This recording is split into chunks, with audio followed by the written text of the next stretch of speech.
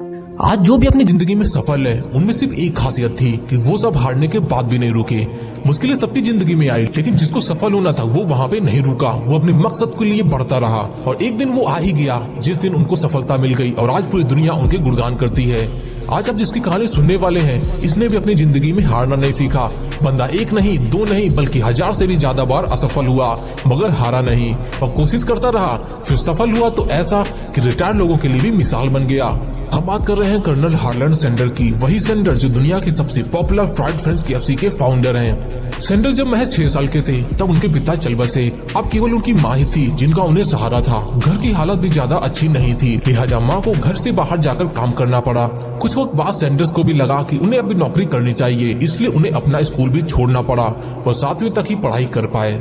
Sanders बड़े होकर अमेरिकी सेना में जाना चाहते थे और 16 साल की उम्र में अपनी उम्र छिपाकर अमेरिकी सेना का हिस्सा भी बन गए। हालांकि बाद में जब पुल खुली तो उन्हें बाहर का रास्ता दिखा दिया गया। आगे कुछ दिन उन्होंने रेलवे में मजदूरी का काम करना पड़ा। कुछ कारणवश उन्हें इसे भी छोड़ना पड़ा। यह समय उनके लिए बहुत ही ज्यादा कठिन था क्योंकि घर की आर्थिक हालत भी अच्छी नहीं थी और कोई भी ऐसा नहीं था जो उन्हें इस समय पे मदद कर सके।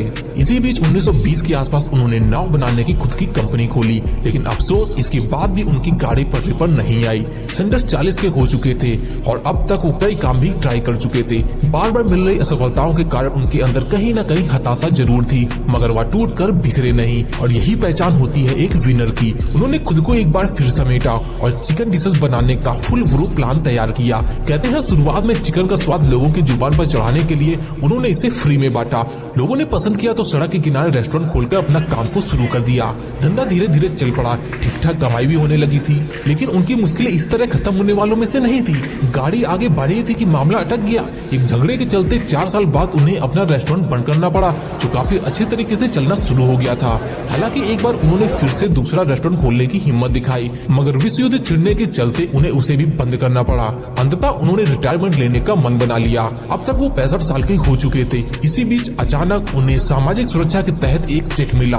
यही उनके लिए संजीवनी बन गया, जिन्होंने आज उन्हें इतना पॉपुलर बना दिया है। पेंशन के रूप में मिली $105 की रकम से उनकी जिंदगी बदल गई। और दोस्तों याद रखना, जिंदगी बदलने के लिए आपको सिर्फ तिनके की सहारे की जरूरत होती है। वो तिनका भी आपकी जिंदगी को पलट के रख सकता है। इस पैसे की मदद से उन्होंने फिर से लोगों के बीच KFC की रेसिपी बनाने का मन बनाया। उन्होंने सोचा कि पहले जो दूसरे स्थापित रेस्टोरेंट है उनमें जाकर अपनी रेसिपी देंगे, उसके बदले कुछ पैसे कमा लेंगे। उन्होंने ऐसा किया, मगर उनकी रेसिपी को किसी ने भी मेन्यू में शामिल नहीं किया, बल्कि उनके इस रेसिपी का मजाक तक उड़ाया। करीब 108 बार से ज्यादा रिजेक्ट होने के बाद भी उन्होंने अपनी उम्मीद नहीं छोड़ी।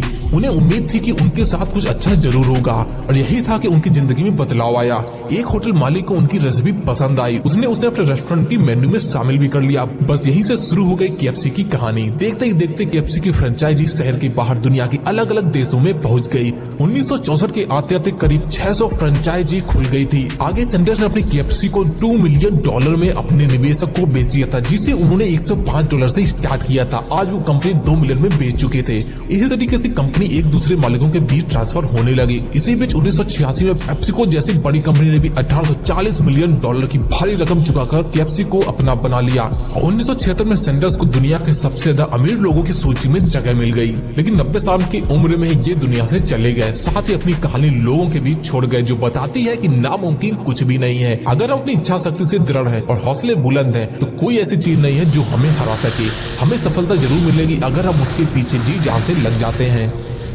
तो दोस्तों ये कहानी आपको कैसी लगी है कमेंट करके अपनी राय हमेशा जरूर शेयर